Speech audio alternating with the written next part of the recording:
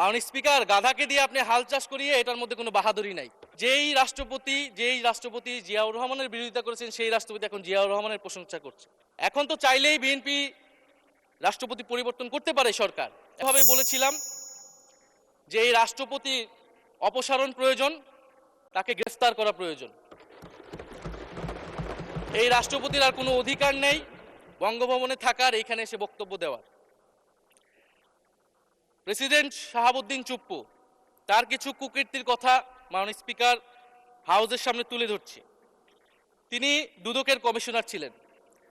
তাকে দুদকের কমিশনারের করা হয়েছিল 3টি অ্যাসাইনমেন্ট দিয়ে। 1 নম্বর হচ্ছে খালেদা জিয়া এবং তারেক রহমানের বিরুদ্ধে দুর্নীতির অভিযোগের শাস্তি নিশ্চিত করা। 2 নম্বর পদ্মা সেতুর দুর্নীতির অভিযোগ থেকে আওয়ামী লীগকে ক্লিন শিট দেওয়া।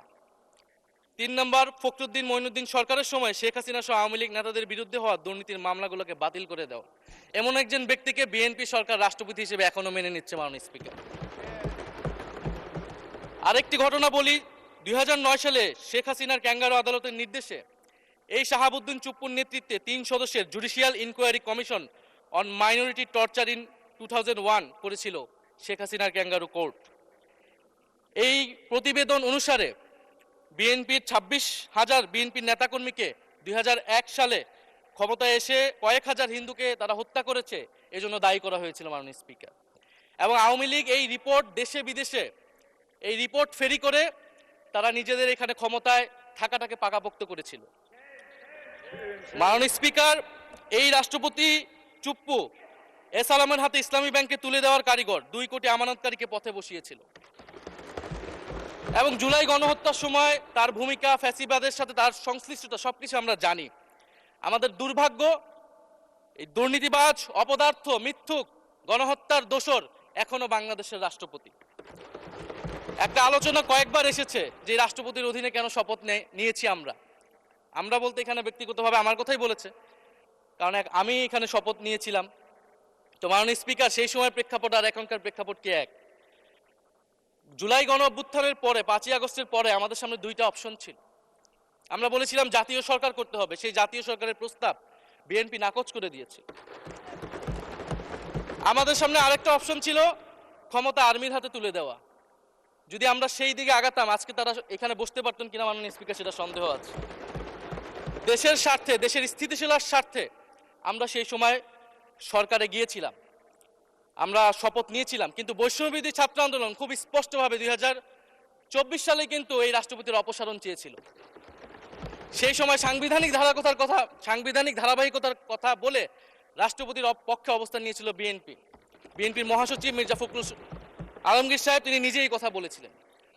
ফলে এখন তো একটা নির্বাচিত সরকার মাননীয় স্পিকার, এখন তো চাইলেই বিএনপি রাষ্ট্রপতি পরিবর্তন করতে পারে সরকার। এবং আমরা বিশ্বাস করি বিএনপিতে সেই ধরনের যোগ্য আস্থাভাজন ব্যক্তি নিশ্চয়ই রয়েছে। এবং সরকার দলের সদস্যরা অনেকে গৌরবের সাথে বলেছেন যে যেই রাষ্ট্রপতি জিয়াউর রহমানের বিরোধিতা করেছেন সেই রাষ্ট্রপতি এখন জিয়াউর রহমানের প্রশংসা করছে। মাননীয় স্পিকার, গাধাকে দিয়ে আপনি হাল চাষ করিয়ে এটার মধ্যে কোনো বাহাদুরি নাই। এটা আপনাদের দেউলিয়ত্ব, সরকারের দেউলিয়াত্ব যে সরকার এখনো রাষ্ট্রপতি পরিবর্তন করতে পারছে না। মাননীয় স্পিকার, এই অধিবেশনের পুরোটা সময় যদি আমরা সংস্কার, গণভোট, জুলাই সনদ, 72-এর সংবিধান নিয়ে অনেক কথা বলেছি। এবং একটা বিষয় আমার কাছে খুবই অদ্ভুত লেগেছে, কিছু মাননীয় সংসদ সদস্য তারা 72-এর সংবিধানকে 71-এর সাথে মিলিয়েছেন। মাননীয় স্পিকার, আমার জানা নেই আসলে তারা কোন বিবেচনা থেকে এটি মিলিয়েছেন। এটা তো সবসময় আওয়ামী লীগ মিলিয়েছে মাননীয় স্পিকার। তারা 72-এর সংবিধানকে 71-এর ফসল হিসেবে 71-এর চেতনার সাথে মিলিয়েছে। 72-এর মূলনীতিকে 71-এর মূলনীতি বলে 71-এর আদর্শ হিসেবে প্রচার করেছেন। আমরা তো সেটার বিরোধিতা করেছি মাননীয় স্পিকার সবসময়, এবং বিএনপির বহু নেতা এটার বিরোধিতা করেছে মাননীয় স্পিকার।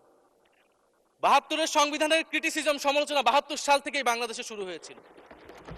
গত 16 বছর এই সমালোচনা তৈরি হয়েছিল। 72-এর সংবিধানের সমালোচনা মোটা দাগে 3টি। প্রথমত, এই সংবিধান স্বাধীন বাংলাদেশের নির্বাচিত প্রতিনিধিরা প্রণয়ন করে নাই। আমি সরকারি দলের মাননীয় সংসদ সদস্য ব্যারিস্টার নওশাদ জমির সাহেবের সাথে, ওনার সাথে আমি সহমত পোষণ করে বলতে চাই, একটা স্বাধীন দেশের শাসনতন্ত্র রচনা করার অধিকার, সুযোগ সেই দেশের নির্বাচিত প্রতিনিধি হওয়া উচিত।